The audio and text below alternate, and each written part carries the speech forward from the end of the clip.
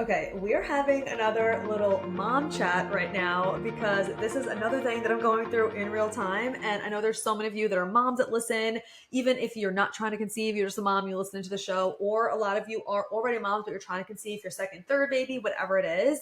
And so I know these episodes are going to be so helpful for you too. But today is like not like I have like strategic advice for you or anything like that. This is just like a real time conversation of just like we're chatting, sipping on our warm lemon water together. We're eating our blood sugar regulated meals. We're just talking over lunch. Like that's the vibe of this conversation today. And what we're talking about is weaning from breastfeeding. So, in case you don't know, I have an almost 2 year old at the time of this recording. She'll be two in June. Excuse me, she'll be two in June. And I'm still breastfeeding. I've been breastfeeding obviously since the day she was born and mostly exclusively breastfeeding like on the actual boob. We used to do starting at like 4 weeks. We did one bottle a day. It wasn't even every day. It was probably like every other day, average, maybe like 4 or 5 times a week, just so she wouldn't refuse the bottle. So eventually I could like go to the doctor or go to acupuncture or go to the store and like leave a bottle there with her if I was like not going to be with her. So we would always do one a day just for that reason. And we did that for, I don't know, a few months, I guess. But again, we weren't like really strict about doing once a day. It was just like something where we would do it here and there so she wouldn't refuse it. And so that she was able to take it if and when I wasn't with her. I have literally never used a pump a day in my life. I've never had to use a pump. And I'm so grateful for that because truly, if you are a breastfeeding mom and you're like mostly pumping, like hats off to you because that is 10 times more harder, 10 times harder with all like with just the additional time it takes for you to pump it and for you to clean all the parts and do all the things. I work from home. Obviously, I run my own business now. If you didn't know, also I was a teacher for 9 years. I left in August of 2020 to run this business full time, and I'm so freaking happy for my former self for taking such a major risk. But anyway, that's a whole other conversation. um so I work from home, so I was able to, not have to do that. I would just collect in the Haka, like when as she was feeding, mostly in the morning. I would get the most because your prolactin levels are higher in the morning, and that's how I would just like collect over a few days to make a bottle for her. And especially in the beginning when we were really doing that, because it was really till she was 6 months, we did like the bottle a day around like once a day. You weren't even, I didn't even need that many ounces. But once she started having some solid foods, like around 6 months, I didn't even have to leave a bottle anymore because she could have like a snack or something like that. So pretty much for a year and a half, I've been just exclusively breastfeeding on the boob, right? So, throughout the night when I need to, all those things. And we are coming up to 2 years, and I really wanted to get to 2 years. Breastfeeding till two was like really what I wanted to do. That was my plan. And I'm like, I have had truly the most seamless breastfeeding journey. And if someone's listening and you didn't, like, I'm not like, I'm not trying to be like, oh, look at me. I'm just like truly speaking of my experience. And I'm so sorry if you have had a difficult time or maybe you weren't able to and you're just listening to it, whatever.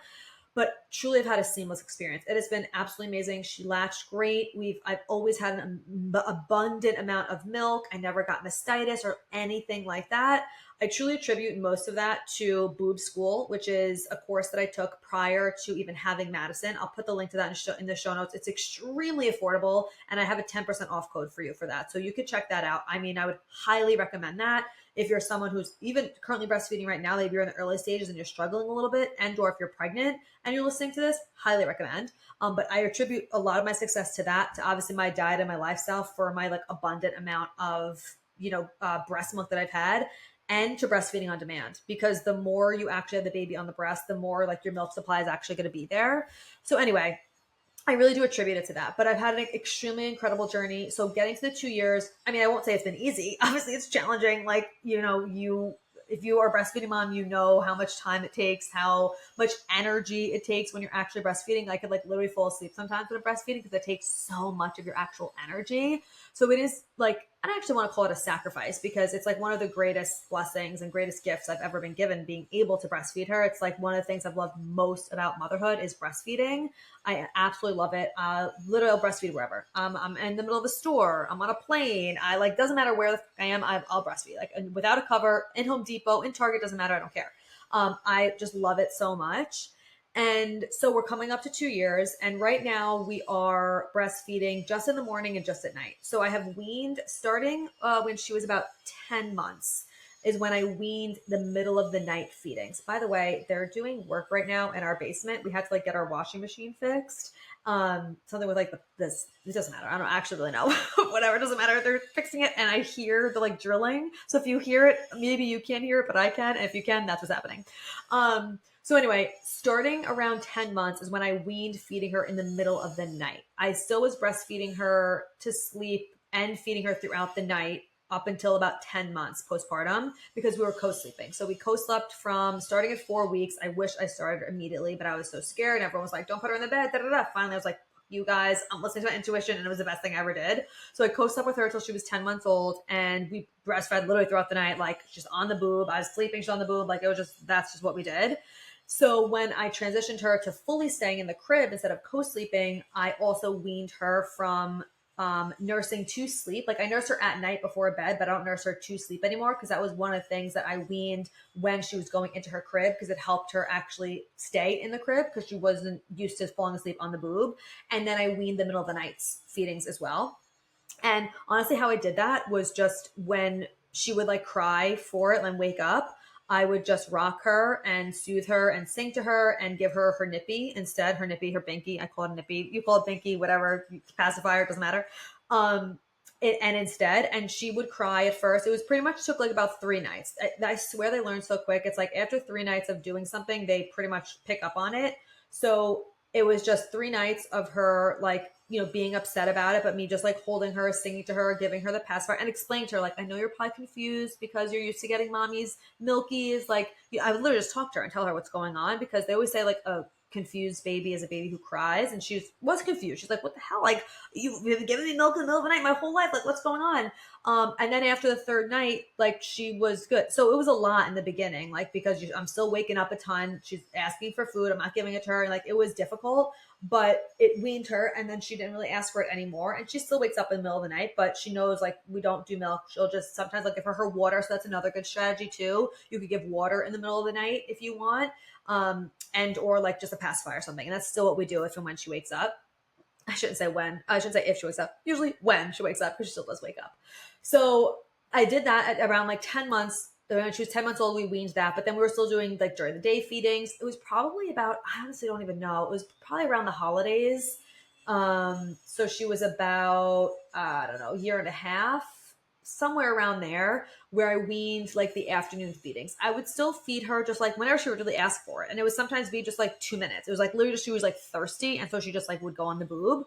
But I'm like, I was getting like irritated, like, okay, like I don't want to be doing in the middle of the day ones anymore. Like you don't need it anymore. You would literally just do it because you were thirsty. So like, let's just have some water. So I weaned her from those. And again, the way I did that was just like, I made it into a game kind of, and still she'll do it where like, I'll hold her, like I'm rocking her, like I'm going to like put her on the boob, but I'll, this is going to sound so weird, but whatever. But so we call like the boobs, we call them ninny pops. I don't actually know how this came about. I'm pretty sure it's from my sister, and I'm pretty sure my nephew is, maybe it was my niece that came up with ninny pops from like, we called them ninnies, like instead of boobs. And then one of the kids just called them ninny pops. I don't know how, I don't know why, but it stuck. So we call them ninny pops. And now Madison calls them pops. So she'll be like, pops, pops, like when she wants. It sounds so weird when I'm saying it out loud. We're just gonna keep moving. If you're a breastfeeding mom, you probably have weird things with it too. So here we go. But so now she'll say like pops, pops. And I'll say to her and I'll hold her like, rocking her, and I'll like make a joke of like, we don't do no poppy loppies during the day anymore, and laugh and like snuggle her, like, and tickle her. And she laughs and laughs and laughs. So I'm like, we don't do no poppy loppies during the day. We don't. And then I made it into like a fun game where like, she'll just like go in that position and she'll say like pops, pops, but she knows I'm not actually going to give it to her, but she wants me to do the like, we don't do no poppy loppies anymore. So I made it into like a fun game. I didn't even like consciously do it, but it's what worked. Cause even sometimes like she'll just do it at random times still. Like if she's like really tired or something during the day, and I'll do that and she'll laugh and then she'll like move on. So that was how I just like weaned during the day, kind of just like natural progression too, because she was eating more solid foods and like all of that stuff. But now where we're at currently is she's 22 months and she's going to be, again, like I said, in June, she's over 22 months now. She's going to be 2 in June. So I wanted to get to 2 years. I'm going to be going to 2 years. But now I'm feeling more of a sense of being somewhat ready to stop. And part of me is like, I'm ready. Part of me is like, I could cry literally thinking about it. And so it's this weird in between. And really two of the main reasons why I want to stop is sometimes now I'm just like very overstimulated for some reason when she's like on the nipple. I'm like, well, maybe because my nipple's had enough after 2 years. Maybe that's why. But it's like, and two, now that she's older, she'll go to like play with the other boob while she's on one boob. And I'm like, it's like someone just put like a fire in my body. I'm just like immediately enraged. It's just too much stimulation for me. So I'm always like, Madison, like, we know we don't play with the other pop while you're drinking your milk. Like, play with, like, I'll give her like something else to put her hands on, because it's just like immediately like I cannot handle it. And even when I rock her with her pacifier, she still has to have like her hand on my skin, on my boob, and she'll try and go to the nipple, and I'm like, no, hands off the nipple. Okay, it's just too much stimulation for me nowadays.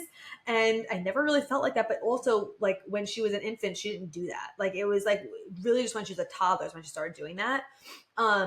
So anyway, I'm just like feeling more of a sense of like sometimes being irritated when she is on the boob or wanting it to end more quickly. And I don't want to feel like that. And I immediately will remind myself like, okay, wait a second. You're going to literally miss this so much when she's done. But I'm just being honest of like, I will feel like that now sometimes.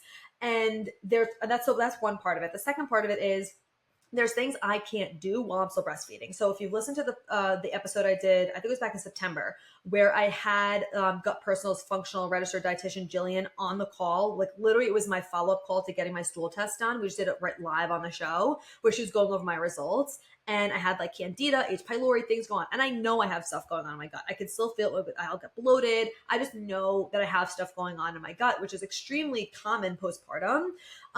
And I can't heal it until I'm done breastfeeding, because there are certain herbs that I can't take while I'm still breastfeeding. And it makes me feel selfish when I say out loud, like, part of the reason why I'm going to stop is because I want to heal my gut and I want to take the herbs that I want to take. And then I remind myself, like, Corinne, you've been breastfeeding your baby for 2 years. Like, you're not selfish. So I just want to remind you that however long you've been breastfeeding, if you're getting the pull to start weaning and you're feeling like selfish because maybe it's just because you just don't want to do it anymore, it's just too much for you. Also, I'm like, I'm not getting like a hunchback, but like my posture is fucked. Like, let's be real. My posture is still fucked from and I know it's from breastfeeding, because like you like hunch over sometimes when you breastfeed. So I have to consciously, like, I'm like working on my posture every single day, but it actually hurts like to have my shoulders like back in upright position, because those muscles are just not worked as much. So anyway, that's really not my reason why I'm stopping, but I do feel selfish at times to think of like, oh, I'm going to stop breastfeeding when I don't have to. I don't have to stop. My milk production is still incredible. I have the freedom and flexibility to still be able to do it. She loves it so much.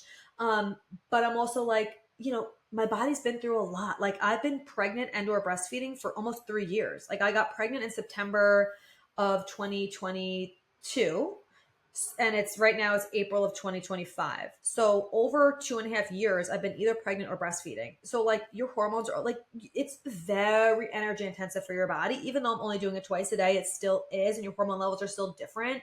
And I just kind of want to like, reset. I just want to like not be pregnant and not be breastfeeding, for like a good amount of time. And so I'm just feeling like it's time, like it's ready, and so that's where I'm at. But I am, and again, to heal my gut, because I really want to do that. And I just can't do it while I'm still breastfeeding. Like, there are certain things I'm able to do, but it just won't fully heal until I could take specific herbs, and I just can't do it yet. So that's where we're at. And like, sometimes, like, I was crying the other night thinking about it, because I'm like, oh my God, I'm gonna miss it so much. And I really really am. Like, I'll do probably another episode when we're over and I'm gonna be crying on the podcast. I'm just not like, I'm just feeling okay about it right now, but I really am upset about it, because if you're a breastfeeding mom, like, you bond so much over that time. Like, I love that time with her. It's just such a closeness that we have. It's how I comfort her. It's how I soothe her. And I know I'll just find other ways to do that. I know our bond is still going to be strong. It's like, really, like, I'm never going to breastfeed her again once we stop. It's like, it's just so many things with motherhood. Like, you don't realize the last time till it's the last time. Like, when we stopped co-sleeping, I sobbed for days when we stopped co-sleeping. it was such a hard transition. And that's just how parenting is. Like one stage happens and the door closes, you're in the next. And it's just like constantly changing, constantly evolving. And it's sad. Like it is like, packing away like clothes when she goes out. And I'm like, oh my God, like it's just wild to even think that I've been doing this for almost 2 years and I could get swallowed up in the, like, oh my God, like, am I doing it too soon? I'm going to miss it. Like I could get swallowed up in that instead of really thinking like, holy shit, Corinne, this is such an accomplishment. Like breastfeeding your child for almost 2 years is an incredible accomplishment. Like the, how amazing that is for her health literally is going to impact her for the rest of her life. Like that is insane. And I can't even believe that my body was able to provide her with this for so long. And then the other reason why I don't want to stop is like, it's so good for her immune system. If ever she gets even like a sniffle, it's gone so quickly because literally your breast milk creates the nutrients they need based on their stage of life, based on if they're sick, like when they're breastfeeding on the actual boob, their saliva, like if it's sick, has like bacteria or whatever in it, it sends signals into your body to then send out whatever nutrients they need to help support them. Like it is so insane what our bodies do. It's absolutely incredible. So that's another reason I'm like, oh my God, like I don't want to stop. It's so good for her immune system. But also like, I'm not going to be able to breastfeed for forever. And I just am feeling like it is time and it's always going to be hard. It's going to be hard whether I stop now, whether I stop when she's 3, right? It just is. So I just have to trust my intuition on it and know that like, I'm going to be weaning around 2, right? It might not stop right on her 2nd birthday because then let's get to that point of this. So with weaning, it's like I'm not going to stop both of them all at once. Number one, because that's going to be way too much of a shock for her. And number two, it's going to be way too much of a shock for my body. I want to slowly do this to ease the hormonal transition as much as possible because there is going to be a big hormonal shift. When you stop breastfeeding, your hormones take a big dip. And they're changing a ton because you're no longer producing breast milk. And so what I've heard from a lot of people who have stopped is like, some people say it feels like the baby blues. Like if you, like after you had the baby, if you were just like crying out of nowhere, like I did for a week after having Madison, some people have told me it feels like that. Some people told me it feels like they had the flu. Like it impacts everybody differently, but I know it's going to impact me, right? Of course, it's impossible for it to not. You're stopping something that your body's been doing for however long you've been doing it. For 2 years for me, my hormones are going to change. So I am going to feel that shift. So I want to make it as seamless as I possibly can and do it in a way that is a slow transition to ease her off of it and to ease myself and my body off of it as much as possible. So my current plan, and this might not go as planned, I'll obviously do another podcast episode on the other end of it, but I wanted to do one now while I'm like in the midst of it because I have like the emotional ties to it and all that stuff and just let you know what I'm planning on doing. And obviously if you have done this, please come DM me and let me know what you did if it worked. And every kid is different. So what works for you might not work for me. What works for me might not work for you. Just sharing my personal experience. So my plan is, so right now, again, we do morning and nighttime feeds. I'm going to drop the morning feed first because it's going to be easier to distract her into something else. Like right away, instead of waking up and like going to nurse, I could be like, oh, let's go have breakfast. Oh, let's play with this. I could distract her more easily. Where at night, she's very used to our routine, right? We take a bath. Right now we put on Band-Aids because we're in the Band-Aid era. She loves putting on Band-Aids. So we put on her Band-Aids. I read her a book and nurse her at the same time. And then I give her nippy and I rock her, sing her to sleep, and she'll also sleep. And I transfer into her bed. So it's like a very much set routine we've done forever. So this one's going to be a lot harder to break because it's nothing to distract her as much. So I'm going to start with the morning one because I could distract her more easily. And that's also like you have more milk production always in the morning, which is why I was hesitant to change this, to drop this one first, because that's when she's getting the bulk of the milk because your prolactin levels are higher. But I know it's just going to be an easier one to drop than the nighttime one. So I'm going to start with that. And also I was talking to my therapist about it because she recently did it too. Like I'm not gonna have the expectation of like, okay, we dropped this one and then it's gone for forever. She's like, you may have some days where you like 3 or 4 days in a row, you don't do a morning feed, but then maybe they ask for it and you do it. And okay, that's fine. You do it one day and then you'll do it. It's going to be like an ebb and flow. So like, I'm not expecting it to be like, we drop the morning feed and we never do the morning feed again. We drop the night feed and we never do the night feed again. Like I'm expecting it to be kind of an ebb and flow, which I'm okay with because again, it's going to help my body in that transition. So that's the plan of dropping the first one, ideally like maybe dropping it and never doing it again, but I'm just not anticipating that happening. Because if she really asks for it and really wants it, like I'll give it to her and then, we'll see how it goes from there. So I'm going to plan on doing that first. And I don't know actually when I'm going to start it, because maybe it is going to be something where it's like we drop it and then we don't go back to it, because maybe she'll be ready. Who knows? But she's not 2 yet, and I really want to go to 2, but I'm not going to drop the nighttime one yet. So I'm going to feel into when I'm actually going to like fully try and drop it. I'm also kind of just trying to shorten them for now, like not having her nurse as long. So I'm starting to do that too.